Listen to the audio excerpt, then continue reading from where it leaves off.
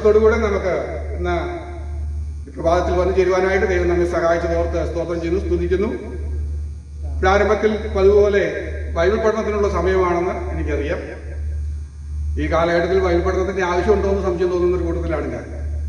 കാരണം പണ്ട് കാലത്ത് ഈ ബൈബിളുകളൊന്നും അത്ര ധാരാളമായി ലഭിക്കുന്ന ഒരു കാലമല്ല. ആ സമയത്ത് എൻ്റെ ബാല്യത്തിലൊക്കെ ഉണ്ടായിരുന്ന ദേവദാസന്മാര് വചനത്തിൽ നിന്ന് അവർ സംസാരിക്കാൻ അവരൊത്തിരി കഷ്ടപ്പെടാറുണ്ട്. അവർ ബൈബിൾ കോളേജിൽ പോയി പഠിച്ച പാഠങ്ങൾ സ്ഥിരമായിട്ട് പ്രസംഗിക്കും. ഒരു വർഷം കൊണ്ട് ചിലപ്പോൾ തീരും. അടുത്ത വർഷം വീണ്ടും അത് റിപ്പീറ്റ് ചെയ്തുകൊണ്ടേയിരിക്കും. 3 കൊല്ലത്തിലേക്കും വളരെ ബുദ്ധിമുട്ടായിട്ട് വരും. അങ്ങനെയുള്ളൊരു കാലം ഉണ്ടായിരുന്നു. കുറച്ച് കഴിഞ്ഞപ്പോഴാണ് ഈ ഒത്തുവാക്കിയുള്ള ബൈബിൾ കിട്ടാൻ തുടങ്ങി. ആദ്യം പുതിയ നിയമത്തിന്റെ ഒത്തുവാക്കിയുള്ള ബൈബിൾ കിട്ടുന്നത്. അപ്പോൾ കുറേ ദേവദാസന്മാർക്ക് കുറേ സൗകര്യമായി. ഇപ്പോൾ കിരീടം എന്ന് പറഞ്ഞു കഴിഞ്ഞാൽ 5 കിരീടത്തിന്റെ ലിസ്റ്റ് കിട്ടും. ഒന്നുകൂടെ നല്ല കൺകോഡൻസ് ആണെങ്കിൽ ചിലപ്പോൾ കിരീടങ്ങളെ എണ്ണം കുറേ കൂടെ കൂടുതൽ കിട്ടും. നിറച്ച അല്ല ചോവയുള്ള കിരീടം എന്നൊക്കെ പറഞ്ഞിട്ടുള്ള എല്ലാ കിരീടവും കൂടെ ലിസ്റ്റ് കിട്ടും. അപ്പൊ അങ്ങനെ ലിസ്റ്റ് കിട്ടുമ്പോൾ ഒത്തുവാക്യം വെച്ച് അവര് പഠിപ്പിക്കാനൊക്കെ തുടങ്ങി. അത് കഴിഞ്ഞപ്പോഴാണ് കൂടുതൽ പുസ്തകങ്ങൾ കിട്ടാൻ തുടങ്ങി. കുറെ ബാക്ക്ഗ്രൗണ്ടുകളൊക്കെ കിട്ടാൻ തുടങ്ങി. ഇപ്പൊ കാനാവിലെ കല്യാണം എന്നൊക്കെ പറഞ്ഞു കഴിഞ്ഞാൽ ആദ്യം ദേവദാസന്മാര് പ്രവചിക്കായിരുന്നു. 3-ാം നാളെന്ന് പറഞ്ഞു കഴിഞ്ഞാൽ ന്യായം, തിങ്കൾ, ചൊവ്വാദോഷമുള്ള ദിവസമാണ് യേശു കല്യാണത്തിന് പോയത്. അതുകൊണ്ടാണ് പ്രശ്നം വന്നതെന്നൊക്കെ പറഞ്ഞ് പ്രസംഗിച്ചിരുന്ന ഒരു കാലഘട്ടമുണ്ട്. പിന്നീടാണ് അതിന്റെ ബാക്ക്ഗ്രൗണ്ടൊക്കെ പഠിച്ചപ്പോൾ മനസ്സിലായി അന്നത്തെ കാലത്തെ കല്യാണം 7 ദിവസം നടന്നുകൊണ്ടിരുന്നതെന്നും അത്തരം കാര്യങ്ങൾ കിട്ടുമ്പോൾ അത് പറയാൻ തുടങ്ങിയപ്പോൾ അത് ആൾക്കാർ ആകാംക്ഷയായിട്ട് വരികയും അങ്ങനെ പഠിപ്പിക്കാനൊക്കെ തുടങ്ങി.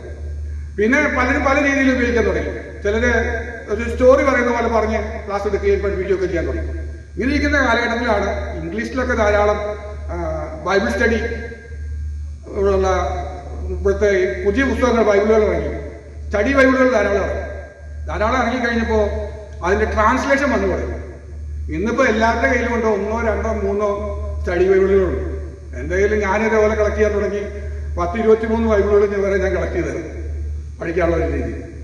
അപ്പൊ അങ്ങനെ ബൈബിൾ സ്റ്റഡി ഒക്കെ വന്നതോടുകൂടി ആർക്കും ഇപ്പൊ ബൈബിള് സ്റ്റഡി എന്ന് പറഞ്ഞ രീതിയിൽ പഠിക്കേണ്ട കാര്യമില്ല. വായിക്കാൻ തയ്യാറാണെങ്കിൽ പഠിപ്പിക്കേണ്ട ആവശ്യമേ ഇല്ല. ആ രീതിയിൽ പഠിപ്പിക്കുന്ന നല്ല പുസ്തകങ്ങളുണ്ട്.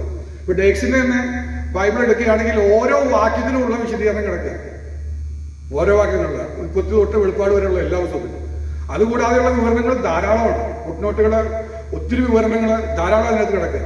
അപ്പോൾ ഒരാളെടുത്ത് പഠിപ്പിച്ച് തരേണ്ട കാര്യമില്ല. പുസ്തകം എടുത്ത് വായിച്ചാൽ കിട്ടാവുന്ന കാര്യങ്ങളുണ്ട്. അപ്പോൾ 2-3 സ്റ്റഡികൾ മേടിക്കുന്നവർക്ക് ഇപ്പോൾ ഒരു പ്രയാസവുമില്ല. പഠിക്കാൻ ഉത്സാഹം ഉണ്ടെങ്കിൽ വായിക്കാൻ തയ്യാറായാൽ മതി. ആരും പഠിപ്പിച്ചു തരേണ്ട കാര്യമില്ല. നമുക്ക് മനസ്സിലാകുന്ന ഭാഷയിൽ അതിന്റെ വിശദീകരണങ്ങൾ ധാരാളം നിർദ്ദേശിക്കും. ഇതെല്ലാം കഴിഞ്ഞ് വന്നപ്പോൾ ഇപ്പം ഫോണിൽ ഇഷ്ടം പോലെ കിട്ടാറുണ്ട്. ഇപ്പം മലയാള സ്റ്റഡി ബൈബിൾ തന്നെ എൻ്റെ ഫോണിലുണ്ട്. വളരെ ഈസിയാണ്. സങ്കീർത്തനം വായിച്ചാലും അതിലൊരു വാക്ക് നോക്കിയാൽ അതിന് മുകളിൽ ഞെക്കിയാൽ സ്റ്റാർ കൊടുത്തിട്ടുണ്ടെങ്കിൽ ഞെക്കി അതിൻ്റെ വിശദീകരണം കിടക്കുകയാണ്. മലയാളത്തിൽ തന്നെ കിടക്കുക. മലയാളത്തിലോ ഇംഗ്ലീഷിലോ വേണമെങ്കിൽ ഇഷ്ടം പോലെ നമുക്ക് എപ്പോൾ വേണമെങ്കിൽ കൈകാര്യം ചെയ്യാവുന്ന രീതിയിൽ ഇത് വന്നിരിക്കുന്ന ഒരു കാലഘട്ടമാണ്. അതുകൊണ്ട് പൊതുവെ ഈ കാലഘട്ടത്തിൽ ബൈബിൾ സ്റ്റഡി എന്ന് കേട്ട് കഴിഞ്ഞാൽ ആർക്കും ഒരു സന്തോഷം തോന്നാറില്ല. ഒരു നിർവിചാരികതയാണ്. വെറുതെ ഇരുന്ന് കേൾക്കുന്നു. അതിൽ പ്രത്യേകിച്ച് പുതുമയൊന്നും തോന്നാനില്ല. കുറച്ച് കാര്യങ്ങൾ അറിഞ്ഞു ഒരു അറിവ് നേടാൻ വേണ്ടിയുള്ള ഒരു ഉത്സാഹം മാത്രമായിട്ട് മാറുകയാണ്. അപ്പൊ ആ രീതിയിൽ വ്യത്യസ്തമായിട്ട് നമുക്ക് ചിന്തിക്കുകയും ധ്യാനിക്കുകയൊക്കെ ചെയ്താൽ നല്ലതാണെന്ന് ഞാൻ കരുതിയാണ്. ഇന്ന് ഒറ്റ ദിവസം കൊണ്ട് ഒരു പുസ്തകം മുഴുവൻ പഠിപ്പിക്കണം എന്നൊക്കെ ആഗ്രഹിച്ചപ്പോൾ ഞാൻ ഓർത്ത് ഏറ്റവും ചെറിയ പുസ്തകം എടുക്കാം, ഒബദ്യാവിന്റെ പ്രവചന പുസ്തകം എടുത്ത് ചിന്തിക്കാമെന്നൊക്കെ വിചാരിച്ചു. പഴയ നിയമ പുസ്തകത്തിലെ ഏറ്റവും ചെറിയ പുസ്തകമാണ് ഒബദ്യാവിന്റെ പ്രവചന പുസ്തകം. അതിന് ഒത്തിരി പ്രത്യേകതകളുണ്ട്. പ്രത്യേകത എന്ന് പറഞ്ഞാൽ ആദ്യം എഴുതിയ പ്രവചന പുസ്തകമാണ് ഒബദ്യാവിന്റെ പ്രവചന പുസ്തകം. എഴുതിയ പുസ്തകങ്ങളിൽ ആദ്യമായിട്ട് പ്രവചനം എഴുതി. അതുകൊണ്ട് കുറച്ച് എഴുതിയുള്ളൂ. അതൊക്കെ അറിഞ്ഞോട്ടെ എത്രത്തോളം എഴുതാൻ പറ്റും, ആരെങ്കിലും അംഗീകരിക്കുമെന്ന് അറിഞ്ഞോട്ടെ. 10-13 വാക്യമുള്ളൂ. അപ്പൊ അത് സംസാരിക്കാമെന്നൊക്കെ ചിന്തിച്ചു. അതിൽ വലിയ കാര്യങ്ങളൊക്കെ കിടക്കുമ്പോൾ ഞാൻ ചിന്തിച്ചു നമുക്കൊരു പ്രയോജനപ്പെടുന്ന ചില ചിന്തകൾ ഒന്ന് പങ്കുവയ്ക്കാം. അപ്പൊ അതിനുവേണ്ടി ഒരു പുസ്തകം തിരഞ്ഞെടുക്കാനായിട്ട് തീരുമാനിച്ചു. ഇപ്പോ യോഹന്നാന്റെ 1-ാമത്തെ ലേഖനം എടുക്കാമെന്ന് തീരുമാനിച്ചു. അതിന് കാരണം യോഹന്നാന്റെ ലേഖനം എഴുതിയതിന്റെ ഒരു കാരണം പറയുന്നുണ്ട്. 1 യോഹന്നാൻ 5-ന്റെ 13-ാമത്തെ വാക്യം ഒന്ന് വായിക്കാം. 1 യോഹന്നാൻ 5-ന്റെ 13.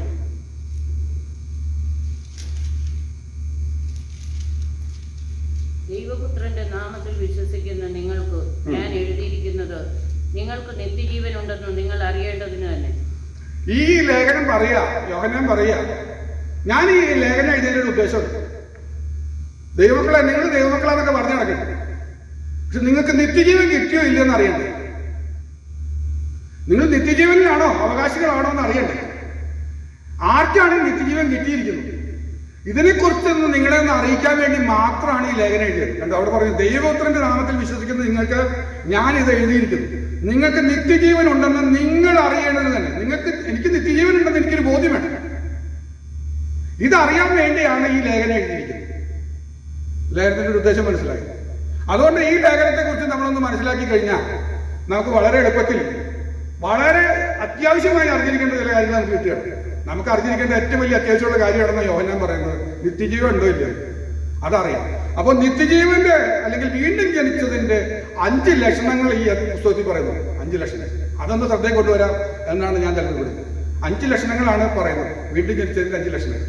അപ്പൊ അങ്ങനെയാണെങ്കിൽ നമുക്ക് ഉറപ്പാക്കാം ഞാൻ നിത്യജീവൻ പ്രാപിച്ച ആളാണ്, വീണ്ടും ജനിച്ച ആളാണെന്നുള്ള കാര്യം വേറെ ആരും സർട്ടിഫിക്കറ്റ് വേണ്ട.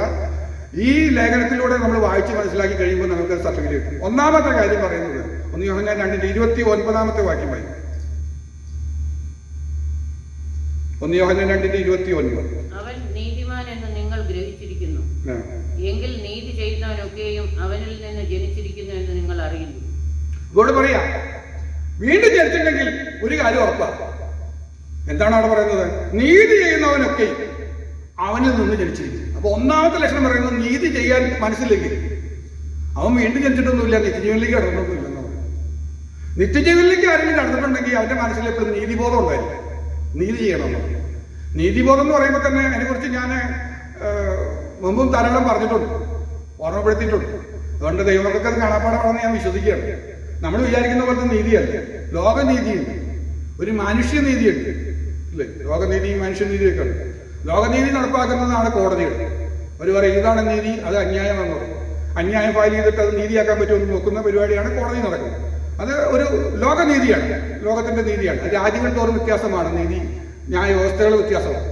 മനുഷ്യനീതിയുണ്ട് എന്ന് പറഞ്ഞു കഴിഞ്ഞാൽ ആ നീതി ചെയ്തില്ലെങ്കിൽ കുഴപ്പമൊന്നുമില്ല, ചെയ്താൽ ജനം പറയും അത് നല്ല കാര്യം, അവൻ ചെയ്തൊരു നീതി പ്രവൃത്തിയാണ്, അവൻ നല്ല കാര്യം ചെയ്തു എന്ന് പറയും, അംഗീകരിക്കും. പക്ഷെ ഇതൊന്നും അല്ല ദൈവനീതി എന്ന് പറയും. മനുഷ്യന്റെ നീതി പ്രവൃത്തികളൊക്കെ ദൈവത്തിന്റെ മുന്നിൽ കറ വരേണ്ട തുണി പോലെയോ ഒന്നും അംഗീകരിക്കപ്പെടില്ല. കാരണം എല്ലാം സ്നേഹത്തിലൂടെ ചെയ്യാൻ കഴിഞ്ഞില്ലെങ്കിൽ ആ നീതി ഒന്നും അംഗീകരിക്കപ്പെടില്ല. അപ്പൊ ദൈവം അംഗീകരിക്കുന്ന നീതിയിലേക്ക് നമ്മൾ വരണം. അപ്പൊ വീണ്ടും ജനിച്ചു കഴിഞ്ഞാൽ മാത്രമാണ് ആ ബോധ്യം നമുക്ക് തരുള്ളൂ പരിശുദ്ധാത്മാവ്.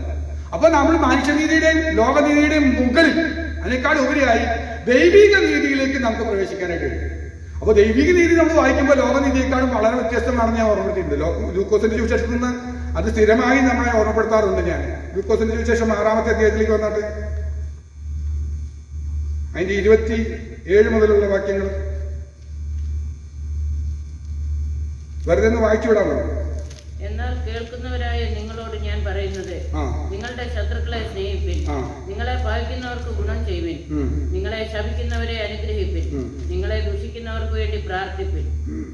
നിന്നെ ഒരു ചെവിട്ടത്തടിക്കുന്നവന് മറ്റേതും. മെല്ലെ മെല്ലെ പോവാം, നമുക്ക് ഓരോന്ന് പറഞ്ഞൊന്ന് പോവാം. നിങ്ങളുടെ ശത്രുക്കളെ സ്നേഹിക്കും. ലോകനീതി എന്ന് പറഞ്ഞു കഴിഞ്ഞാൽ ശത്രുവിനെ സ്നേഹിക്കൊന്നും വേണ്ട. ശത്രുവിന് പകരം ചെയ്യാതിരുന്നാൽ ലോകം പറയും നീ തിരിച്ചൊന്നും ചെയ്തില്ലല്ലോ, നന്നായി, നീ നല്ല കാര്യം ചെയ്തെന്ന് പറഞ്ഞു. പക്ഷെ ദൈവത്തിന്റെ നീതി പറയുന്നത് നീ ശത്രുവിന് പകരം ഒന്നും ചെയ്യാതിരുന്നോണ്ട് മാത്രമായില്ല, നീ അതെല്ലാം മറന്ന് അവനെ സ്നേഹിക്കാൻ കഴിയുമ്പോഴാണ് ദൈവനീതിയിലേക്ക് കിടക്കുള്ളൂ. ലേശം ബുദ്ധിമുട്ടല്ല. അത് നമുക്ക് ഒന്നുകൂടെ വിശദീകരിക്കുന്നുണ്ട്. ശത്രുവിന് വിശക്കുന്നെങ്കിൽ അത് തിന്നാൻ കൊടുപ്പിൻ.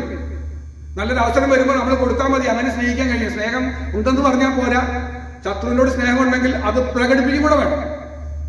അപ്പോഴേ ദൈവം ടിക്ക് മാർക്ക് തരുന്നുള്ളൂ. അടുത്തെന്ന് പറയുന്നതൊക്കെ പകയ്ക്കുന്നവർക്ക് ഗുണം ചെയ്യും. നമ്മളെ പകയ്ക്കുന്ന ആളുകൾ ഒരു പകയ്ക്കുകയാണ്, വെറുതെ പകയ്ക്കുകയാണ്. നീ ശരിയല്ല എന്നൊക്കെ പറഞ്ഞ് വെറുതെ നമ്മളെ കൂടെ വിഷമിപ്പിക്കുന്ന ആളുകൾ. പക്ഷെ അവർക്ക് ഗുണം ചെയ്യാൻ കിട്ടുന്ന അവസരം വരുമ്പോൾ ഗുണം ചെയ്യണം. അതിൽ ഞാൻ അവരൊന്നും ചെയ്യാൻ ഗുണം ചെയ്യാനില്ല ദോഷം ചെയ്യാനില്ല എന്ന് പറഞ്ഞാൽ ലോകനീതിയായി. ലോകം കേൾക്കും, കുഴപ്പമില്ല, നീ ദോഷമൊന്നും ചെയ്യാൻ പോകില്ലല്ലോ, ഗുണം ചെയ്തില്ല സാറില്ല, അവ ആ പൈസ ആളാ എന്നും പറഞ്ഞ് അവനെ എഴുതിത്തള്ളു. പക്ഷെ ദൈവനീതി കടന്ന ഒരാളെ ചെയ്യുകയാണെങ്കിൽ എന്ത് ചെയ്യണം? പകയ്ക്കുന്നവർക്ക് ഗുണം ചെയ്യണം. അങ്ങനെ ആളുള്ള ആൾക്കാർക്ക് ഒരു അവസരം വരുമ്പോൾ കാത്തിരിക്കണം, ചെയ്തേ പറ്റും. ഈ അവസരം വന്നില്ലെങ്കിലും നോക്കിയിരിക്കണം, എനിക്കൊരു ഗുണം ചെയ്തെങ്കിലും ദൈവനിധിയിലേക്ക് എനിക്ക് കടക്കണം എന്നുള്ള ചിന്തയോടെ കാത്തിരിക്കുകയാണെങ്കിൽ നമുക്ക് ചെയ്യാൻ പറ്റും. ഒരു ബർത്ത്ഡേ വന്നപ്പോൾ അവർക്കൊരു ഗിഫ്റ്റ് ചിലപ്പോൾ കൊണ്ട കൊടുക്കാനായിട്ടൊരു മനസ്സിൽ തോന്നൽ വന്നാൽ പൊക്കോണം, കൊണ്ടേ കൊടുത്തോണം. വായിക്കുന്നവരായിരിക്കാം, പക്ഷെ ഓർമ്മപ്പെടുത്തി ചെയ്താൽ വളരെ നല്ലതാണ്. എന്നെ വായിക്കുന്ന ഒരു ദേവദാസനുണ്ടായിരുന്നു. അപ്പൊ ആ ദേവദാസനെ ഇടയ്ക്കിടയ്ക്ക് എന്നോട് വലിയ ദേഷ്യ വിഷമമുള്ള. ഞാനിങ്ങനെ കാത്തിരുന്ന സമയത്ത് അദ്ദേഹത്തിന്റെ ഡേറ്റ് ഓഫ് ബർത്ത് എനിക്ക് കിട്ടി. രജിസ്റ്ററൊക്കെ മറിച്ചപ്പോൾ ഡേറ്റ് ഓഫ് ബർത്ത്. ഞാൻ കാത്തിരുന്നു. ബർത്ത്ഡേ വന്നന്ന് ഞാൻ അദ്ദേഹത്തിന് ഒരു ഷർട്ടും കൊണ്ടൊക്കെ മേടിച്ച് അന്ന് ചെന്നു. അന്ന് ഭയങ്കര സന്തോഷമായി. എന്നോടുള്ള എല്ലാ പിണക്കവും മാറി, എല്ലാ വിഷമവും മാറി. ആരും അത് ഓർക്കാതെ പോയില്ല. ആരും എനിക്ക് ഗിഫ്റ്റ് തന്നിട്ട് 10 കൊല്ലത്തിന് മുമ്പ് പോലും എനിക്ക് ആരും ഗിഫ്റ്റും തന്നിട്ടില്ല. മോനെ ഇത് എങ്ങനെ പറഞ്ഞു, എങ്ങനെ ഓർത്തെന്നൊക്കെ പറഞ്ഞ് ഭയങ്കര സ്നേഹവും സന്തോഷം വന്നു. ഭയങ്കര അടുപ്പവും സ്നേഹമായിട്ട് അത് മാറാനായിട്ട് ഇടവും. പിന്നെയുള്ളൊരു ബുദ്ധിമുട്ടെന്ന് പറഞ്ഞാൽ എല്ലാ ബർത്ത്ഡേക്കും പിന്നെ കൊണ്ട് കൊടുക്കേണ്ടി വരും. അങ്ങനെ കുഴപ്പമുണ്ട്. തുടങ്ങി വെച്ചാൽ പിന്നെ കൊടുക്കണ്ടേ. എന്നാലും വേണ്ടില്ല, ഒരു പക മാറിക്കിട്ടിയാൽ അത് നല്ല കാര്യമാണ്. അപ്പൊ ഇതുപോലെ നമുക്ക് അവസരം കിട്ടുമ്പോൾ പകയ്ക്കുന്നവർക്ക് ഗുണം ചെയ്താൽ ആ പകയൊക്കെ ഒന്ന് മാറും. അവർക്ക് സ്നേഹത്തിലേക്ക് കടന്നു വരാനായിട്ട് കഴിയും. അതാണ് അതിന്റെ പ്രത്യേകത. മൂന്നാമത് പറയുന്നത്, നിങ്ങളെ ശപിക്കുന്നവരെ അനുഗ്രഹിക്കും. ശപിക്കുന്നവരുടെ ഒന്ന് ശപിച്ചാൽ ഒന്ന് അങ്ങ് തിരിച്ച് ശപിക്കാറില്ല നമ്മുടെ താല്പര്യം. ഒന്നും പറ്റിയില്ലെങ്കിൽ അവൻ കേൾക്കാതെങ്കിലും തിരിഞ്ഞു നിന്നിട്ടെങ്കിലും പറയാം ഇടുത്തിയെങ്കിലും ഒന്ന് വീണോട്ടെ. നമ്മളറിയാതെ പറയും. പണ്ട് ഞാനൊക്കെ ചെറുപ്പത്തിലാണെങ്കിൽ എന്നോട് വല്ലൊരു ദേഷ്യം കാണിച്ചു കഴിഞ്ഞാൽ പറയും അവനൊരു പട്ടി കടിക്കട്ടെ എന്ന് പറയും. ഒന്നും പറ്റില്ല. എന്നുവെച്ചാൽ അന്നത്തെ നാട്ടിലൊക്കെ ഇഷ്ടം പോലെ പട്ടികൾ ഓടി നടക്കല്ലേ. പട്ടി കടിക്കുന്ന വാർത്തയൊക്കെ കേൾക്കുമ്പോൾ മനസ്സിൽ തോന്നുന്നതാണ് അവനൊരു പട്ടി കടിച്ചോട്ടെ, അത്രയും ദോഷം ചെയ്യുന്ന ആളല്ലേ എന്ന് പറഞ്ഞാൽ നമ്മുടെ മനസ്സിൽ വരുന്ന ലോകത്തിന്റെ ഒരു ചിന്ത ഇതാണ്. എന്നാൽ വീണ്ടും ജന്മം പ്രാപിച്ചു കഴിയുമ്പോൾ നീതി ചെയ്യാനുള്ള പ്രേരണ കിട്ടി തുടങ്ങുമ്പോൾ നമുക്കതിനെ പറയാൻ കഴിയില്ല. അവിടുന്ന് എത്രയോ മാറ്റം വന്നിട്ട് ഈ ജീവന്റെ ലക്ഷണം കാണിച്ചു തുടങ്ങിയാണ്. നിത്യജീവന്റെ ലക്ഷണമാണ് എന്ന് പറയുന്നത് നമ്മൾ നീതി ചെയ്യാനായിട്ട് തുടങ്ങുന്നത്. ഒന്ന് ഓർമ്മപ്പെടുത്തി പോകുന്നത് മാത്രം. അടുത്തത്, നിന്നെ ഒരു ചെകിട്ട് തടിക്കുന്നതിന് മറ്റതും കാണിച്ചു കൊടുക്കണം. അടികിട്ടിയ കൊണ്ടാ പോലെ നീ ഒന്നും ചെയ്തിട്ടില്ലോ ഓക്കെ എന്ന് പറയുന്നതാണ് ലോകനീതി. എല്ലാവരും അംഗീകരിക്കും. നീ അടിച്ചിട്ട് അവനോ നീ തിരിച്ചും ചെയ്തിട്ടില്ലല്ലോ, അത് നന്നായി, അതന്നെ നമുക്ക് പറ്റുള്ളൂ. അവനുള്ളത് ദൈവം കൊടുത്തു എന്നൊക്കെ പറഞ്ഞ അവസരമില്ല. ഇതല്ല, അടി കെട്ടി കഴിഞ്ഞാൽ നീ അടിക്കണമെങ്കിൽ ഒന്നും കൂടെ അടിച്ചോ എന്ന് പറഞ്ഞ് അടുത്ത ചെകിടും കൂടെ കാണിച്ചു കൊടുക്കുന്നതാണ് ദൈവനീതി. അല്പം പ്രയാസമുള്ള കാര്യങ്ങളാണ്. പക്ഷെ ഇതെങ്ങനെ സാധിക്കുമെന്ന് ചോദിച്ചു കഴിഞ്ഞാൽ നമ്മൾ വീണ്ടും ജന്മത്തിന്റെ അനുഭവങ്ങൾ നമ്മൾ പ്രാപിക്കും തോറും നമ്മൾക്ക് ഇതിലേക്ക് എത്താൻ കഴിയും. എത്തിക്കൊണ്ടേയിരിക്കും. ഇല്ലെങ്കിൽ നമ്മുടെ മനസ്സാക്ഷിയിൽ സംസാരിച്ചുകൊണ്ടേയിരിക്കും. ഈ ഇടപെടൽ നമ്മൾ ഉണ്ടാകുന്നില്ലെങ്കിൽ നമ്മൾ നിത്യജീവിതത്തിൽ നിന്ന് കുറെ അകന്നിരിക്കുന്നു എന്നാണ് അർത്ഥം. ഞാനിത് എത്രയോ പ്രാവശ്യം വായിച്ചിട്ടുണ്ടെന്ന് എനിക്ക് കണക്കില്ല. കാരണം അവസരം കിട്ടുമ്പോഴൊക്കെ ഞാനിത് വായിക്കും. ഞാനിത് ദൈവജനങ്ങളോട് ഇവിടെ വന്ന കാലം തൊട്ട് ആവർത്തിച്ച് പറയാറുള്ള കാര്യമാണ്, ഈ ഭാഗം നിങ്ങൾ സ്ഥിരമായിട്ട് വായിക്കണം.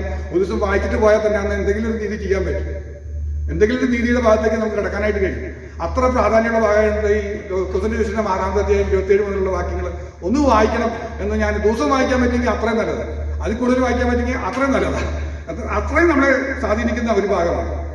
അടുത്തത് പറയാണ്, നിന്റെ പുതപ്പ് എടുത്തു കളയുന്ന വസ്ത്രവും തടുക്കരുത്.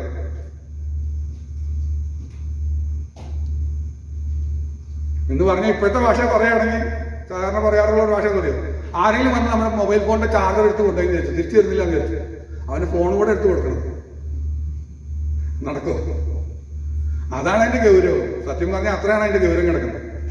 അതാ പറഞ്ഞ ഭാഷ. അവിടെ പറഞ്ഞതെന്ന് അറിയോ, നിന്റെ പുതപ്പ് എടുത്ത് കളയുന്നതിന് വസ്ത്രങ്ങൾ തടുക്കരുത്. പറഞ്ഞാൽ അവിടെ അതിശൈത്യം വരുന്ന സമയത്ത് പുതപ്പാണ് അത് കുറച്ചിരിക്കുന്നത്. കുരുടന്മാരും വഴിയിലിരിക്കുന്നവരൊക്കെ പുതപ്പ്. അതാണ് നമുക്കറിയുന്നത്. പുതപ്പ് ഇട്ട് കളഞ്ഞിട്ട് അവൻ ഓടിയെന്നൊക്കെ നമ്മൾ വായിക്കുന്നില്ല. കുരുടന് സൗഖ്യം കിട്ടിയപ്പോൾ പുറപ്പ് ഇട്ട് കളഞ്ഞു പറഞ്ഞ് ഗവൺമെന്റ് തന്നെ കൊടുക്കുകയായിരുന്നു, പുറപ്പ് കൊടുക്കരുത്. ഇവിടുന്ന് നമ്മുടെ അമേരിക്കയിൽ നിന്ന് ധാരാളം പേര് നോർത്ത് ഇന്ത്യയിൽ സുവിശേഷ വേലയ്ക്ക് പോകാറുണ്ട്. വടക്കേന്ത്യയിൽ മുഴുവൻ സുവിശേഷ വേല ചെയ്തിട്ട് വരും. 7 ദിവസം കൊണ്ടും 14 ദിവസം കൊണ്ടൊക്കെയാണ് അവർ സുവിശേഷ വേല ചെയ്തിട്ട് വരുന്നത്. എനിക്ക് അത്ഭുതം തോന്നിയിട്ടുണ്ട്. അപ്പോൾ ഞാൻ അവരോട് പലരോടും ചോദിച്ചിട്ടുണ്ട്, നിങ്ങൾ ഈ 14 ദിവസം കൊണ്ടൊക്കെ സുവിശേഷ വേല ചെയ്ത് വരുന്നത് എങ്ങനെയാണെന്നൊക്കെ ചോദിച്ചപ്പോൾ എങ്ങനെ പരിപാടി എന്ന് പറഞ്ഞു കഴിഞ്ഞാൽ അവരും നടന്ന് താജ്മഹാളും മറ്റ് കാണാൻ പറ്റുന്ന സ്ഥലങ്ങളെല്ലാം, നോർത്ത് ഇന്ത്യ കാണാൻ പറ്റുന്ന സ്ഥലങ്ങളെല്ലാം പോയി കാണുകയൊക്കെ ചെയ്യും. പോകുന്ന കൂട്ടത്തിൽ സുവിശേഷ പ്രവർത്തനങ്ങളുടെ ഭാഗമായിട്ട് കുറെ പുറപ്പ് പിടിക്കും. അപ്പൊ ഈ ഡൽഹിയിലും മറ്റു സ്ഥലങ്ങളിലൊക്കെ തണുത്ത് വരച്ചിരിക്കുന്ന റോഡരിയിലിരിക്കുന്നവർക്കൊക്കെ ഓരോ പുറപ്പെടുത്തു കൊടുക്കും.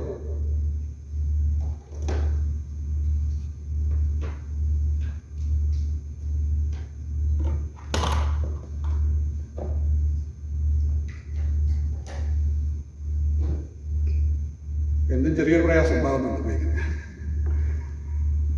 അപ്പോൾ പുറപ്പെടുത്തു കൊടുക്കുന്ന രീതിയുണ്ട്. അപ്പൊ അത് സുവിശേഷ പ്രവർത്തനമായിട്ട് കാണണം.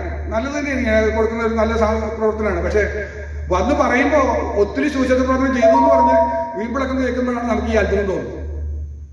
ഒന്ന് ചെക്ക് ചെയ്തോട്ടെ.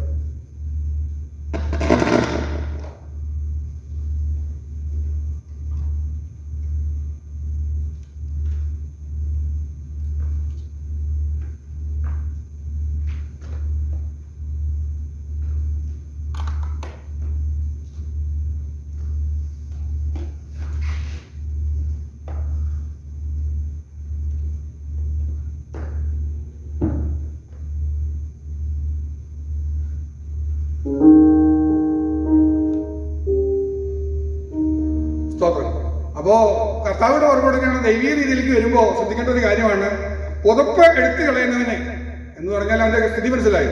ഒരുത്തൻ വന്ന് ഇവൻ തണുത്ത് കുറച്ച് ചത്തോട്ടനെ വിചാരിച്ച് പുറപ്പെടുത്തിട്ട് പോകും. അപ്പൊ അങ്ങനെ പോകുന്ന ഒരാൾ ചെയ്യണമെങ്കിൽ, ദ്രോഹം ചെയ്യണമെങ്കിൽ ഞാൻ വസ്ത്രം കൂടെ എടുത്തു കൊടുക്കുക. അതാണ് നീ ആഗ്രഹിക്കുന്നത്. ഇന്ന വരുന്നോണ്ട് പറഞ്ഞ് എന്റെ വസ്ത്രം കൂടെ എടുത്ത് കൊടുക്കണം എന്ന് പറയുന്നതാണ് ദൈവീയ രീതി. എന്ന് പറഞ്ഞാൽ അവൻ ചെയ്ത ദ്രോഹത്തിന് പകരം പോയി പിന്നാലെ പോയി അടിക്കാനോ അവനെ ഉപദ്രവിക്കാനോ പോകാതിരിക്കാൻ പറ്റുന്നുണ്ടെങ്കിൽ അത് ദൈവിക നീതി എന്ന് പറയുന്നത്. സാധാരണ നിലയ്ക്ക് പറ്റില്ല, നിത്യജീവിയിലേക്ക് കടന്നവർക്ക് മാത്രമേ പറ്റുന്നുള്ളൂ എന്ന കാര്യമാണ് ഓർക്കുള്ളൂ. അടുത്ത നിന്നോട് ചോദിക്കുന്നത് ഏവനും കൊടുക്കുക, അതിലേറെ പ്രയാസമുള്ള കാര്യം. ചോദിക്കുന്നവരുടെ ലിസ്റ്റ് എന്ന് പറഞ്ഞു കഴിഞ്ഞാൽ ഇപ്പൊ വല്ലാതെ കൂടുന്നൊരു കാലഘട്ടം. വെറുതെ ഇരിക്കുമ്പോൾ ചോദിക്കാറുണ്ട്. പ്രത്യേകിച്ച് നമ്മുടെ വിദേശത്താകുമ്പോൾ അതിന്റെ പ്രത്യേകത എന്ന് പറഞ്ഞാൽ വിദേശത്തിരിക്കുന്നവരോട് അങ്ങ് ചോദിച്ചാൽ കിട്ടുന്ന വിചാരിച്ച് അങ്ങ് ചോദിച്ചുകൊണ്ടേ ഇരിക്കുക. എനിക്ക് ദിവസവും ധാരാളം മെസ്സേജുകൾ വരുന്നുണ്ട്. ഒത്തിരി മെസ്സേജ് വരുന്നതിൻ്റെ കണക്കുമില്ല. പലരും ഞാൻ ഇപ്പോൾ തുറന്ന് വായിക്കാറേ ഇല്ല. കാരണം അവർ ചിന്തിക്കുന്ന ഇതാണ്, അയക്കുക, ഒരു മെസ്സേജ് അയക്കുക, കിട്ടണമെങ്കിൽ കിട്ടോട്ടെ, പോന്നോട്ടെങ്കിൽ പോന്നോട്ടെ എന്ന് വിചാരിച്ച് അങ്ങ് പറയുന്ന ഒരു രീതിയിൽ എത്രത്തോളം ജെന്യൂൻ കേസാണെന്ന് പോലും അറിഞ്ഞൂടാ. നമുക്ക് ഒരിക്കലും അറിയാത്തവരും കേൾക്കാത്തവരും എന്തൊക്കെയാണ് ഉദ്ദേശിക്കുന്നത് പോലും അറിയാൻ വയ്യാത്ത ഒരു രീതിയിലേക്ക് ഇത് മാറിക്കൊണ്ടിരിക്കുന്ന ഒരു കാലഘട്ടമാണ്. ഇനി അതിന് താഴോട്ട് വായിക്കുമ്പോൾ അതിന്റെ എക്സ്പ്ലനേഷൻ കൊടുത്തിട്ടുണ്ട്. നിനക്കുള്ളത് എടുത്തു കളയുന്നവരോട് മടക്കി ചോദിക്കരുത്. മനുഷ്യർ നിങ്ങൾക്ക് ചെയ്യണമെന്ന് നിങ്ങൾ ഇച്ഛിക്കുന്നത് പോലെ തന്നെ അവർക്കും ചെയ്യണം. കിടക്കുന്ന കണ്ടോ? മനുഷ്യർ നിങ്ങൾക്ക് ചെയ്യണമെന്ന് ഇച്ഛിക്കുന്നത് നമ്മൾ അവർക്ക് ചെയ്തു കൊടുക്കണം. നിങ്ങളെ സ്നേഹിക്കുന്നവരെ സ്നേഹിച്ചാൽ നിങ്ങൾക്ക് എന്ത് ഉപചാരം കിട്ടും? ഭാവിയിലും അങ്ങനെ സ്നേഹിക്കുന്നവരെ സ്നേഹിക്കുന്നുവല്ലോ. നിങ്ങൾ താഴോട്ട് പോകുമ്പോൾ 35, നിങ്ങളോ ശത്രുക്കളെ സ്നേഹിക്കുകയും അവർക്ക് നന്മ ചെയ്യുകയും ഒന്നും പകരം ഇച്ഛിക്കാതെ കടം കൊടുക്കുകയും എന്നാൽ നിങ്ങളുടെ പ്രതിഫലം വളരെയാതെ നിങ്ങൾ അത്യുന്നതന്റെ മക്കളാകും. ഇതാണ് ദൈവിക നീതി. കർത്താവ് പറയാണ്, നിങ്ങൾ ഉദ്ദേശിക്കുന്ന പോലെയല്ല. ഒരു ദൈവിക നീതി എന്ന് പറഞ്ഞാൽ ഈ രീതിയിലേക്ക് നമ്മൾ മാറ്റം വരുമ്പോഴാണ് ദൈവം അംഗീകരിക്കുന്നതെന്ന് പറയാനിടത്. അപ്പോൾ ഒന്നാമത്തെ ലക്ഷണമാണ് പറഞ്ഞത്, വീണ്ടും ജനിച്ചതിന്റെ ഒന്നാമത്തെ ലക്ഷണമാണ് അവർ നീതി ചെയ്യുന്നത്. നമ്മൾ വായിച്ചെങ്ങനെയാണ് യോഹന്നാന്റെ ലേഖനം 1 യോഹന്നാൻ 2:29 നമ്മൾ വായിച്ചത്. നീതിമാൻ എന്ന് നിങ്ങൾ ഗ്രഹിച്ചിരിക്കുന്നു, അവൻ നീതിമാൻ എന്ന് നിങ്ങൾ ഗ്രഹിച്ചിരിക്കുന്നു. കർത്താവ് നീതിമാനാണ്. അവന്റെ ദൈവത്തിന്റെ മക്കൾ, അവന്റെ മക്കളെ നിശ്ചയമായും അവൻ നീതിമാനാകുന്നത് പോലെ നമ്മൾ നീതി ചെയ്യുന്നവരായി മാറും. അവന്റെ നീതിയെക്കുറിച്ചാണ് നമ്മൾ വായിച്ചു കേട്ടത്. എന്നിട്ട് പറയാ, നീതി ചെയ്യുന്നവൻ ഒക്കെയും അവനിൽ നിന്ന് ജനിച്ചിരിക്കുന്നു എന്ന് നിങ്ങൾ അറിയും. അപ്പൊ ഒന്നാമത്തെ ലക്ഷണം നീതി ചെയ്യുന്നു. അപ്പൊ നമുക്ക് നിത്യജീവൻ ഉണ്ടെന്നുള്ള കാര്യം ഉറപ്പാണ്. നമ്മൾ വീണ്ടും ജന്മം പ്രാപിച്ചിട്ടുണ്ടെന്നുള്ള കാര്യത്തിൽ 100% കാര്യം. രണ്ടാമത്തത് 1 യോഹന്നാൻ തന്നെ 3:9-10 വായിക്കും. ദൈവത്തിൽ നിന്ന് ജനിച്ചവൻ ആരും പാപം ചെയ്യുന്നില്ല, അവന്റെ വിത്ത് അവനിൽ വസിക്കുന്നു. ദൈവത്തിൽ നിന്ന് ജനിച്ചതിനാൽ അവന് പാപം ചെയ്യുവാൻ കഴിയുകയില്ല. ദൈവത്തിന്റെ മക്കളാണ് ആരെന്നും പിശാചിന്റെ മക്കൾ ആരെന്നും ഇതിനാൽ തെളിയുന്നു. നീതി പ്രവർത്തിക്കാത്തവൻ ആരും സഹോദരനെ സ്നേഹിക്കാത്തവനും ദൈവത്തിൽ നിന്നുള്ളവനല്ല. നീതി പ്രവർത്തിക്കാത്തവനും സഹോദരനെ സ്നേഹിക്കാത്തവനും ദൈവത്തിൽ നിന്നുള്ളവനല്ല. അപ്പൊ ദൈവത്തിൽ നിന്ന് ജനിച്ചവന്റെ അടുത്ത ലക്ഷണം പറയാണ്, അവൻ പാപം ചെയ്യുന്നില്ല എന്ന് പറഞ്ഞാൽ നടക്കുന്ന കാര്യമാണ്.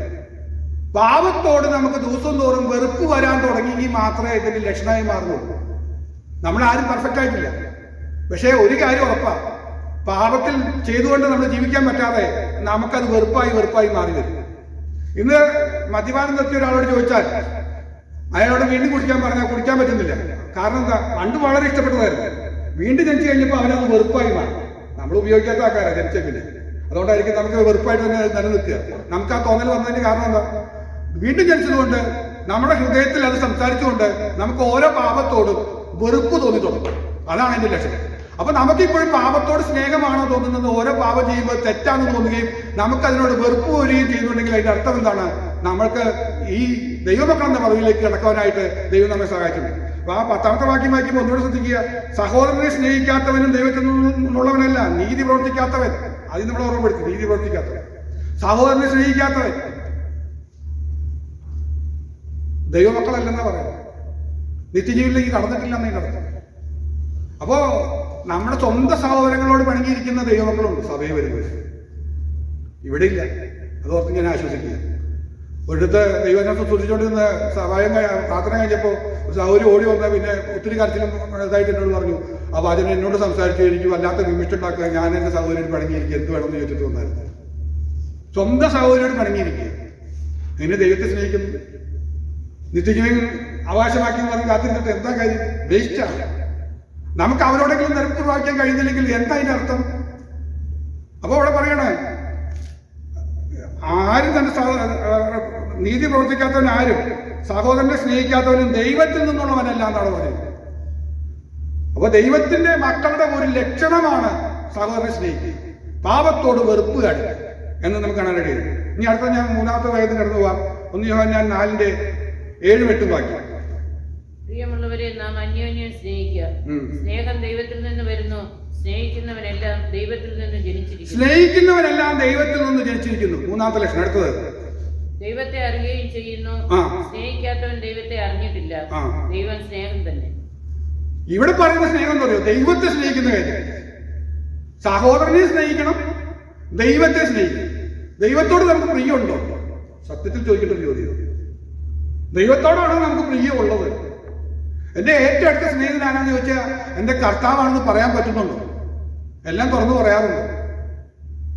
അതോ ഈ സഭായത്തിന് വരുമ്പോഴുള്ള പ്രാർത്ഥന മാത്രമായിട്ട് ഒതുങ്ങുന്ന ഒത്തിരി പേരുണ്ട് ഈ കാലഘട്ടത്തിൽ. നിരന്തരം പ്രാർത്ഥനയിലൂടെ ദൈവത്തോട് സംസാരിച്ചുകൊണ്ടിരിക്കണം ദൈവമക്കളെ. നിരന്തരം നമ്മുടെ യാത്രയിലും നമ്മുടെ എഴുന്നേറ്റാലും ഉണർന്നാലും നമുക്ക് പറയാനുള്ളത് മുഴുവൻ കർത്താവിനോട് പറ. അങ്ങനെ പറയുന്ന ഒരു ശീലത്തിലേക്ക് നമ്മൾ കടന്നു വരണം. അത് അത്രമാത്രം നമുക്ക് അടുപ്പം വരികയും ചെയ്യും. കാരണം കർത്താവ് നമ്മെ സ്നേഹിച്ചതിന് കണക്കില്ല. അത് ഓരോ ദിവസവും നമുക്ക് ദൈവം ചെയ്യുന്ന നന്മ തിരിച്ചറിയുമ്പോൾ അറിയാതെ നന്ദി പറയുക. ചില നന്മകളൊക്കെ ഞാൻ അനുഭവിക്കുമ്പോൾ ദൈവം പകരം കാണിക്കുന്ന ആ സ്നേഹം തിരിച്ചു കാണിക്കുന്നത് കാണുമ്പോൾ, ദൈവത്തോട് അല്പമെങ്കിലും കാണിച്ചതിന്റെ ഭാഗമായി ദൈവം തിരിച്ചു തരുന്ന നന്മയുടെയും അനുഗ്രഹങ്ങളുടെയും വശങ്ങൾ കാണുമ്പോൾ ഞാൻ കരഞ്ഞു പോകാറുണ്ട്. പലതും എനിക്ക് പരസ്യമായിട്ട് പറയാൻ പറ്റില്ല. കാരണം എന്താ, അങ്ങനെ പറഞ്ഞു കഴിഞ്ഞാൽ പലരും അതിന് വിധി എഴുതും. അവൻ അഹങ്കാരം കൊണ്ട് പറഞ്ഞു. അങ്ങനത്തെ അനുഭവം കിട്ടാത്തവർക്ക് സങ്കടം വരും, പ്രയാസമായിട്ട് വരും. എന്തുകൊണ്ടെന്ന് ചിന്തിക്കും. അതുകൊണ്ട് പലതും പറയുന്നില്ല, ദൈവത്തിന് നന്ദി പറഞ്ഞുകൊണ്ടിരിക്കുക. ഈ കാലഘട്ടത്തിൽ പറയാൻ വളരെ പാടും. എങ്കിലും സ്വതന്ത്രമായി അനുഭവിക്കുകയാണ് ദൈവം സ്നേഹിക്കുന്ന തിരിച്ചറിവ് വരികയാണ്. അതിലൊക്കെ വലിയ കാര്യം ഞാൻ പറയട്ടെ. അവൻ നമ്മുടെ പാപങ്ങൾക്ക് ഒത്തോണം പകരം ചെയ്തിരുന്നെങ്കിൽ. ചിന്തിക്കാറുണ്ട്. എന്നെ ഭയപ്പെടുത്തുന്ന ഒരു പേടിയാണ്. ഞാൻ ദിവസം പ്രാർത്ഥിക്കുമ്പോൾ പറയുന്ന കാര്യം, കർത്താവേ എന്റെ പാപങ്ങൾക്ക് ഒത്തോണം പകരം ചെയ്യില്ലെന്ന് ഞാൻ പറയുള്ളൂ. നമ്മുടെ ഒരു നിസാരമെന്ന് നമ്മൾ എഴുതിത്തള്ളിയിരിക്കുന്ന ഒരു പാപത്തിനുള്ള ശിക്ഷ തിരിച്ച് ദൈവം തന്നിരുന്നെങ്കിൽ ഒന്ന് ഓർത്തു നോക്കും. താങ്ങാൻ പറ്റുമോ?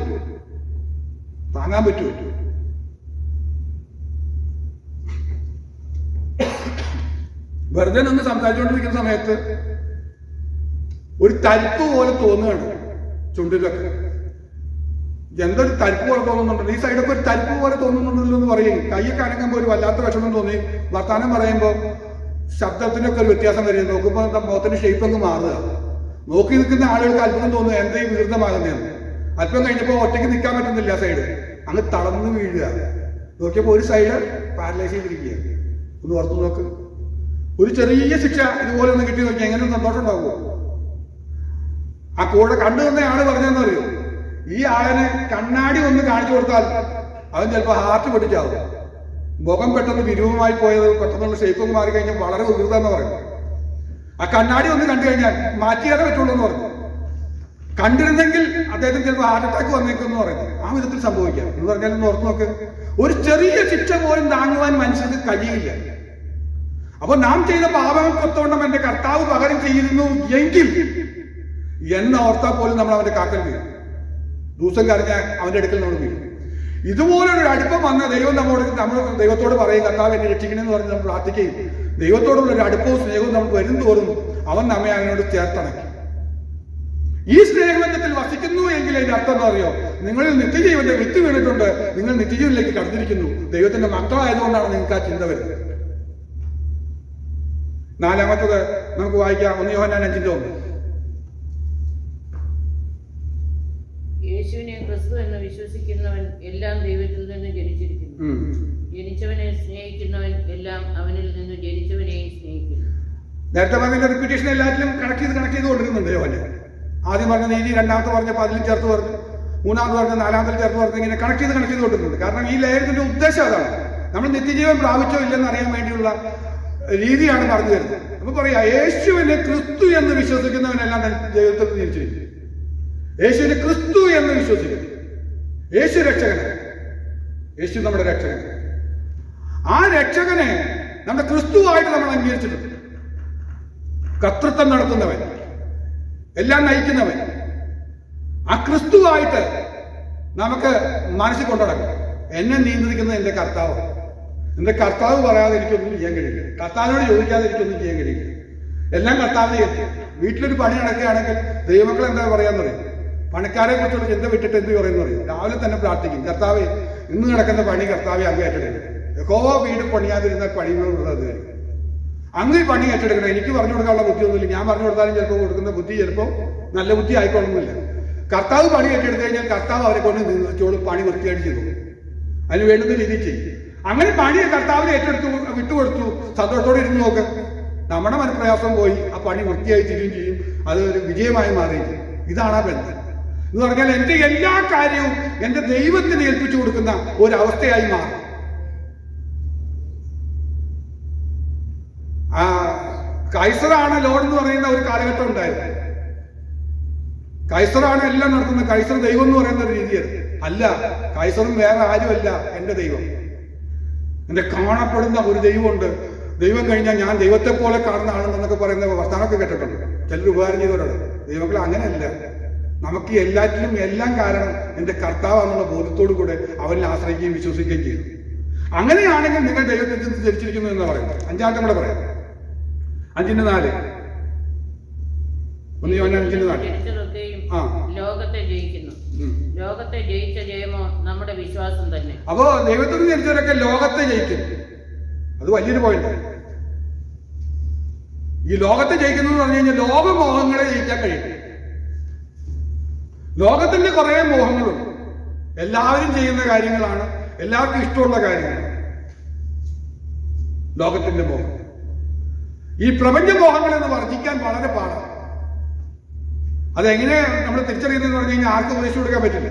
ഇപ്പൊ ഞാൻ പറയാ അത് ശരിയല്ല, ഇത് ശരിയല്ല, അപ്പൊ ഞാൻ പറയാണ് വസ്ത്രം, ആ വസ്ത്രം ഇടുന്നത് ശരിയല്ല, ഈ വസ്ത്രം ഇടുന്നത് ശരിയല്ല, അങ്ങനെ ഉപദേശിക്കാൻ വകുപ്പില്ല. അത് ഉപദേശിക്കുന്നത് കർത്താവ് തന്നെ നമ്മളോട് ഉപദേശിക്കുന്നത്.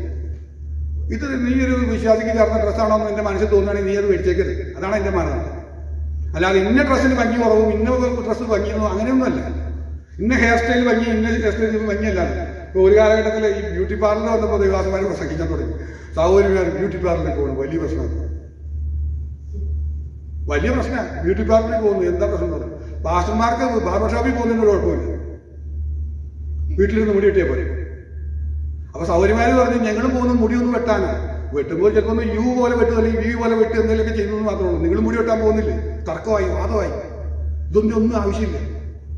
അത്രയും കാര്യങ്ങളൊന്നും പറഞ്ഞ് ചർച്ച ചെയ്യേണ്ട കാര്യമേ ഇല്ല. എന്താ കാരണം? അത് വ്യക്തിപരമായി ദൈവവാത്മാവ് പറയാം, നിന്നോട് മനസ്സിൽ പറയാണ് നീ പോകരുതെന്ന് നിന്റെ മനസ്സിൽ തോന്നിയാൽ നീ പോകരുത്. നീ പോയാൽ പിന്നെ തെറ്റാണ്. നിനക്ക് അങ്ങനെ കുഴപ്പം തോന്നില്ല, എനിക്ക് മുടിയൊന്നും വെട്ടണമെന്ന് നിനക്ക് തോന്നല് വന്നു, അങ്ങനെ പ്രയാസമൊന്നും തോന്നില്ലേ, നീ പോകോ, പോയി മുടി വെട്ടിക്കോ. അതാണ് എന്റെ മാനദണ്ഡം. എന്നാൽ അതൊരു മോഹമായി മാറുകയാണ്. അവര് വെട്ടിയതുപോലെ എനിക്ക് വെട്ടിയ, അതേപോലെ ആ നടിയെ പോലെ എനിക്ക് ആണെന്നൊക്കെ തോന്നലും ഒരു മോഹവും കൊണ്ട് നടക്കുകയാണ്. വലിയ പ്രശ്നമാണ്. നിനക്കൊരു അത്യാവശ്യമായിട്ട് വന്നു മുടി ആ രൂപത്തിലാക്കിയെങ്കിലേ പ്രയോജനപ്പെടുകയുള്ളൂ, എനിക്ക് കെട്ടിക്കൊണ്ടുപോകാൻ ബുദ്ധിമുട്ടാണ് തോന്നി, നീ പോയോണ്ട് ഒരു കുഴപ്പം വരുന്നില്ല എന്ന് ഈ പറഞ്ഞതിന് മനസ്സിലായി. പക്ഷെ ഇതൊരു മോഹമായി മാറുവാൻ, അവരെ പോലെ ആകുവാനുള്ള ഒരു പരിശ്രമവും രൂപമൊക്കെ തോന്നിക്കഴിഞ്ഞാൽ അത് നമ്മളെ പാപം ചെയ്യുകയാണ്. അപ്പൊ അത് വ്യക്തിപരമായിട്ട് പരിശുദ്ധാത്മാവ് ഇടപെടുന്നതിനനുസരിച്ചാണ് ഈ വക കാര്യങ്ങൾ നടക്കുന്നത്. അതുകൊണ്ടാണ് ദൈവസഭയിൽ ഞാൻ അത്തരം കാര്യങ്ങൾ പറയാത്തതിന് കാരണം, മനസ്സിലായത്. അപ്പോ അതിന് ഇത്തരം കാര്യങ്ങൾ, ദശാംശം കൊടുക്കുന്ന കാര്യം, ഇതുപോലെ വസ്ത്രധാരണം, ഈ വക കാര്യങ്ങളെ കുറിച്ച് ഒന്നും പറയേണ്ട കാര്യമില്ല. അങ്ങനത്തെ കാര്യങ്ങൾ മിസ്റ്റേക്ക് ദൈവസഭയിൽ വരുത്തുന്നുണ്ടെങ്കിൽ അതിന് കാരണക്കാരാണെന്ന് വെച്ച് കഴിഞ്ഞാൽ ദൈവദാസന്മാരാണെന്ന് ഞാൻ പറയുള്ളൂ. ഞാൻ ദൈവദാസന്മാരോട് അത് പറയാം. എന്താ കാരണം? ദൈവദാസന്മാരെ ശുശ്രൂഷിക്കുമ്പോൾ ഉണർവ് വരണം സഭയിൽ. സഭയിൽ ഉണർവ് വന്നു കഴിഞ്ഞാൽ ആരെങ്കിലും ഉപദേശിക്കേണ്ട കാര്യമുണ്ട്. ഇതെല്ലാം അവർ ചെയ്തിരിക്കും. ആരും പറയണ്ട. പ്രാർത്ഥിക്കുമ്പോൾ കണ്ണടക്കണം, അത് ചെയ്യണം, ഇത് ചെയ്യണം, ഒന്നും പറയേണ്ട കാര്യമില്ല. എന്താ കാരണം? ഉണർവ് വന്നില്ല എന്നർത്ഥം. ഉണർവ് വരാത്തതിന് കാരണം നേതൃത്വം കൊടുക്കേണ്ടവർ നേതൃത്വം കൊടുത്തില്ല എന്നുള്ള കുറ്റം സ്വയം ഏറ്റെടുക്കുകയാണ് വേണ്ടത്. അതുകൊണ്ട് എനിക്ക് കുറ്റബോധം തോന്നുന്നതുകൊണ്ടാണ് ഞാനിതൊന്നും പറയാത്തത്. ആരെങ്കിലും അങ്ങനെ ചെയ്യാത്തത് കാണുമ്പോൾ, അനിഷ്ടമായത് കണ്ടു കഴിഞ്ഞാൽ എനിക്ക് പറയാൻ പറ്റുന്നില്ല. കാരണം ഞാൻ അവർക്ക് വേണ്ടി പ്രാർത്ഥിക്കുക, എഴുതി നിൽക്കുകയാണ്. കർത്താവേ, പരിശുദ്ധന്മാവേ, ഒന്ന് ഇടപെടണമെന്ന് പറഞ്ഞു. അല്ലാതെ പൊതുവെ പറഞ്ഞ് ഒരു സംവാദമാക്കുന്നതിൽ യാതൊരു കഥയില്ല. ഇതാ പറഞ്ഞത്, ദൈവത്തിൽ നിന്ന് ജനിച്ചൊരു അനുഭവം അവർക്ക് ഉണ്ടാക്കി കിട്ടിക്കഴിഞ്ഞാൽ അവർ സ്വയം ലോകത്തിൽ നിന്ന് ജയിക്കും. ഈ വക ലോകമോഹങ്ങളിൽ നിന്ന് അവർ ജയിക്കും. അപ്പൊ 5 ലക്ഷണങ്ങളാണ് പറഞ്ഞത്. അപ്പൊ ഈ ലേഖനം പറയുകയാണ്, ഈ ലേഖനം മുഴുവൻ എഴുതിയിരിക്കുന്ന നിത്യജീവൻ നമുക്കുണ്ടോ ഇല്ലെന്ന് അറിയാൻ വേണ്ടിയുള്ള ഒരു ലേഖനമാണ് തോന്നുന്നത്. എന്നിട്ട് യോഹന്നാൻ അതിൽ കൂടെ ഈ 5 അധ്യായത്തിലൂടെ 5 കാര്യങ്ങളാണ് പഠിപ്പിച്ചത്. 5 കാര്യം. ഈ 5 കാര്യം നിങ്ങളുണ്ടെങ്കിൽ നിങ്ങൾക്ക് നിത്യജീവനുണ്ട്. ഒന്ന് പറഞ്ഞു, നീതി ചെയ്യുന്നവൻ, അല്ലെ, നീതി ചെയ്യുന്ന ദൈവത്തിൽ നിന്ന് ജനിച്ചിരിക്കുന്നു. രണ്ടാമത് നമ്മൾ പറഞ്ഞു, ദൈവത്തിൽ ജനിച്ചവരാരും പാപം ചെയ്യുന്നില്ല. മൂന്നാമത് നമ്മൾ പറഞ്ഞു, നമ്മൾ അന്യോന്യം സ്നേഹിക്കണം. സ്നേഹിക്കാത്തവൻ ദൈവത്തിൽ നിന്ന് ജനിച്ചവനല്ല. നാലാമത് നമ്മൾ പറഞ്ഞു ക്രിസ്തുവിനെ, യേശുവിനെ ക്രിസ്തു എന്ന് വിശ്വസിക്കണം. അഞ്ചാമത് നമ്മൾ ഇതുപോലെ പറഞ്ഞു ലോകമോഹങ്ങളെ ജയിക്കണം. 5 കാര്യങ്ങളാണ് പറഞ്ഞത്. ഈ 5 കാര്യങ്ങൾ ചെയ്തവനാണ്. ഈ 5 കാര്യങ്ങളിലേക്ക് നമുക്കൊരു മാറ്റം വരുന്നുണ്ടെങ്കിൽ മാത്രമേ വീണ്ടും ജനം പ്രാപിച്ചിട്ടുള്ളൂ. ഇതാണ് നിത്യജീവനിലേക്ക് കടന്നതിന്റെ ലക്ഷ്യം. ഇനി ഞാനൊന്നും കൂടെ പറയാം. ഒരു വിശുദ്ധം പാപം ചെയ്താലുള്ള അവസ്ഥകളും കൂടെ പെട്ടെന്ന് പറഞ്ഞു. ഒരു വിശുദ്ധം പാപം ചെയ്യാന്ന് വിചാരിച്ചു. എന്താണ് പ്രശ്നം? വിശുദ്ധം പാപം ചെയ്യുകയാണെങ്കിൽ 1-1 വായിച്ച് അതവിടെ പറയുന്നുണ്ട്. അവൻ വെളിച്ചത്തിൽ ഇരിക്കുന്നത് പോലെ നാം വെളിച്ചത്തിൽ നടക്കുന്നുവെങ്കിൽ നമുക്ക് തമ്മിൽ കൂട്ടായ്മയുണ്ട്. അവന്റെ പുത്രനായ യേശുവിന്റെ രക്തം സകല പാപവും പോക്കി നമ്മെ ശുദ്ധീകരിക്കുന്നു. അപ്പൊ ഒന്നാമത്തെ പ്രശ്നം എന്ന് പറഞ്ഞു കഴിഞ്ഞാൽ ഒരു വിശുദ്ധ പാപം ചെയ്ത് കഴിഞ്ഞാൽ ദൈവത്തോടുള്ള കൂട്ടായ്മ നഷ്ടപ്പെടും. ഏറ്റവും വലിയ പ്രശ്നമാണ്. ദൈവം പിണങ്ങി, ദൈവം നമ്മൾ തമ്മിൽ ബന്ധമില്ലാതെ. അപ്പോ വിശുദ്ധ ജീവിതം നയിക്കാൻ വേണ്ടി എന്ത് ചെയ്യണം? പാപത്തെ ഏറ്റുപറഞ്ഞ് ശുദ്ധീകരണം പ്രാപിക്കണം. നമുക്ക് പാപം വരാം, അതേ യോഹന്നാൻ പറയുന്നത്. പക്ഷെ യേശുവിന്റെ രക്തം സകല പാപം നോക്കി ശുദ്ധീകരിക്കും. പാപം ചെയ്തിട്ട് പാപമാണെന്നൊരു തോന്നലോ ഒരു പാപബോധമോ തോന്നുന്നില്ലെങ്കിൽ അത് വലിയ അപകടമാണ്. ആ പകരം ദൈവത്തോടൊന്ന് പറഞ്ഞ് ശുദ്ധീകരണം പ്രാപിച്ചാൽ, പാപബോധം നമ്മൾ ശുദ്ധീകരണം പ്രാപിച്ചാൽ ആ കൂട്ടായ്മ നിലനിർത്തും. അപ്പൊ കൂട്ടായ്മ നഷ്ടപ്പെടാതെ നോക്കാൻ വേണ്ടി നമ്മൾ വളരെ ശ്രദ്ധിക്കേണ്ട ഒരു ഭാഗമാണ് പാപം ചെയ്യാതെ ജീവിക്കാനുള്ള ഉത്സാഹം നമ്മൾ പ്രത്യേകം കാണിക്കും. രണ്ടാമത് സങ്കീർത്തനം 51:12 വായിക്കുന്ന നമുക്കറിയാം. ദാവീദ് പാപം ചെയ്തപ്പോഴുള്ള അവസ്ഥ പറയുന്നുണ്ട്. രക്ഷയുടെ സന്തോഷം നഷ്ടപ്പെട്ടു പോകും. ശരിയല്ലേ? ഒരു വിശുദ്ധ പാപം ചെയ്ത് കഴിഞ്ഞാൽ രണ്ടാമത് വരുന്ന സംഭവം രക്ഷയുടെ സന്തോഷം നഷ്ടപ്പെടും. രക്ഷിക്കപ്പെട്ട ആ സന്തോഷം ഉണ്ടല്ലോ, ജീവിതത്തിൽ ഒരിക്കൽ പോലും അനുഭവിക്കാത്ത വിശ്വാസികളും ദൈവസഭയിലുണ്ടെന്നുള്ള ഓർക്കുമ്പോൾ സങ്കടം വരിക. രക്ഷയുടെ സന്തോഷം എന്ന് പറഞ്ഞാൽ തന്നെ എന്താണെന്ന് അറിയാത്തവരുണ്ട്. എന്ന് പറഞ്ഞാൽ യഥാർത്ഥ മാനസാന്തരമൊന്നും നടക്കാത്ത ആളുകളൊക്കെ പാരമ്പര്യ ക്രിസ്ത്യാനികളായിട്ടൊന്നും ദൈവസഭകളിലുണ്ട്. വലിയ പ്രയാസം.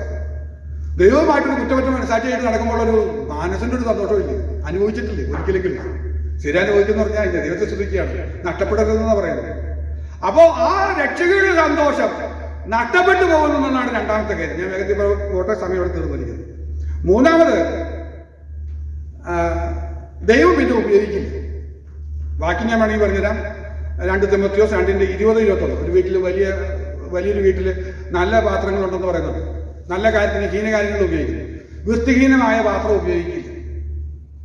കാര്യം മനസ്സിലായി? ഒരു വിശുദ്ധം പാപം ചെയ്ത് കഴിഞ്ഞാൽ ദൈവം പിന്നെ അവന് ഉപയോഗിക്കില്ല. ചെയ്യാനൊക്കെ പറ്റും, ശുശ്രൂഷാന്നൊക്കെ പറഞ്ഞ് എല്ലാം നിലനിൽക്കാൻ പറ്റും. റിസൾട്ട് ഉണ്ടാകില്ല, റിസൾട്ടില്ല. അപ്പൊ എത്രത്തോളം ക്രമീകരണം വരുത്തുന്നതാണ് ശുശ്രൂഷയിലൊരു വ്യത്യാസം വരുന്നുള്ളൂ. ദൈവം ഉപയോഗിക്കണമെങ്കിൽ നമ്മെ തന്നെ ശുദ്ധീകരിച്ച് വിശുദ്ധിയിലേക്ക് നമ്മൾ ജീവിതം കൊണ്ടുവരണമെങ്കിൽ മാത്രമേ ജയിക്കുള്ളൂ എന്ന കാര്യം ഓർമ്മപ്പെടുത്തുക. 66-ാം സങ്കീർത്തനം 18-ാമത്തെ വാക്യത്തിൽ നമ്മൾ വാക്യം പറയുന്നത് ഇങ്ങനെയാണ്: ഞാൻ എന്റെ ഹൃദയത്തിൽ അകത്യം കരുതിയിരുന്നുവെങ്കിൽ കർത്താവ് കേൾക്കയില്ല. അപ്പോ വിശുദ്ധ പാപം ചെയ്ത് കഴിഞ്ഞാൽ പിന്നെ അവന്റെ പ്രാർത്ഥന ദൈവം കേൾക്കാൻ പോകുന്നില്ല. ദൈവങ്ങളെ ഓർക്കുക, നമ്മള് ഒരു വിശുദ്ധ ജീവിതം നയിച്ച ദൈവത്തിന്റെ മക്കളായി തന്നെ നിലനിന്നില്ലെങ്കിലുള്ള അപകടങ്ങളാണ് ഞാൻ പറഞ്ഞത്. 5-ാമത്തെ പറയാം. 34-ാം സങ്കീർത്തനം 7-ാം വാക്യം: യഹോവയുടെ ദൂതൻ അവന്റെ ഭക്തന്മാർക്ക് ചുറ്റും പാളയം ഇറങ്ങി അവരെ വിടുവിക്കും. നമുക്കൊരു വേലി കെട്ടിയുള്ള സംരക്ഷണമുണ്ട്. യോബിന്റെ പുസ്തകം 1-9-ാം വാക്യം 10-ാം വാക്യമൊക്കെ വായിക്കുമ്പോൾ കാണാൻ കഴിയും. ഭക്തന് ചുറ്റും എന്ത് ചെയ്യുന്നു? ഒരു വേലി കെട്ടിയിട്ടുണ്ട്. യെശയ്യാപ്രവചനം 5:5: ആകയാൽ വരുവിൻ, ഞാൻ എന്റെ മുന്തിരിത്തോട്ടത്തോട് എന്ത് ചെയ്യും എന്ന് നിങ്ങളോട് അറിയിക്കാം. ഞാൻ അതിന്റെ വേലി പൊളിച്ചു കളയും, അത് തിന്നുപോകും.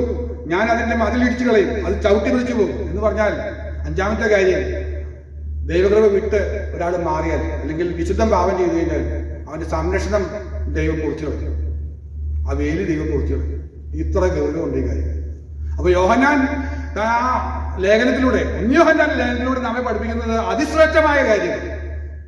ഒരു ലേഖനം മുഴുവൻ നമ്മളിപ്പോ പഠിച്ചു കഴിഞ്ഞിട്ടുണ്ട്, അരമണിക്കൂറിനുള്ളിൽ. അതിലെ കാതലായ കാര്യങ്ങളൊക്കെ പഠിച്ചു. അതിന്റെ എഴുതിയ കാലഘട്ടം, അതിന്റെ എഴുതിയ വർഷം, ഇതൊന്നും ഞാൻ പറഞ്ഞില്ല. അത് നമുക്ക് അത്യാവശ്യമല്ല. പക്ഷെ ഇത് അത്യാവശ്യമാണ്. നമ്മൾ നിത്യജീവനിൽ കടന്നിരിക്കുന്നുവോ ഇല്ലയോ എന്ന് നമ്മൾ പരീക്ഷിക്കും. നമ്മൾ പാപം ചെയ്താൽ എന്ത് സംഭവിക്കുന്നു എന്നീ കാര്യങ്ങളൊക്കെ അവിടെ ഓർമ്മപ്പെടുത്തുകയാണ്. അതുകൊണ്ട് നമുക്ക് ദൈവസന്നിധിയിൽ ഒന്ന് സമർപ്പിക്കാം. കർത്താവേ, അങ്ങനെ തിരുവാതിരത്തിൽ നിങ്ങൾക്ക് അറിഞ്ഞു. തിരുവചനം ധ്യാനിക്കുമ്പോൾ നമ്മളെ ഓർമ്മപ്പെടുത്തുന്ന വിഷയമുണ്ട്. പ്രാരംഭത്തിൽ തന്നെ ഈ വിഷയം സംസാരിച്ചുകൊണ്ട് ആരും മനപ്രയാസത്തിലാകരുത്. നിങ്ങൾക്ക് ആർക്കെങ്കിലും ദുഃഖം തോന്നുന്നുണ്ടെങ്കിൽ അനുതാപമില്ലാത്ത മാനസാന്തരത്തെ ദൈവം കണക്കിട്ട് അല്ലേ അത് മാനസാന്തരത്തിന് യോഗ്യമായ അനുഭവത്തിലേക്ക് കൊണ്ടുവരാൻ അത് മുഖാന്തരമായി തീരുമെന്നുള്ള പ്രത്യാശയോടെ ഞാൻ വാക്കുകളെ ഉപസംഹരിക്കുകയാണ്. ദൈവങ്ങളെ നമുക്ക് സമർപ്പണത്തോടെ പ്രാർത്ഥിക്കാം.